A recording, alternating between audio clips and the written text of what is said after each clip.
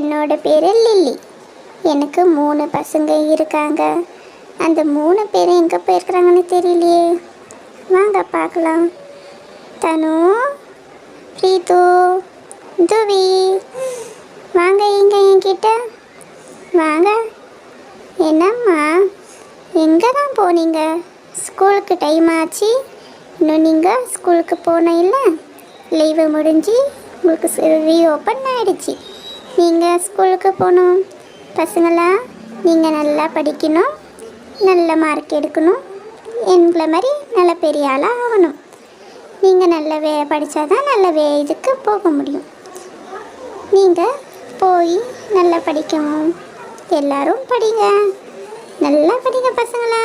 School கட்டடிக்கக்கூடாது, நல்லா படிங்க. Thank you. Please subscribe.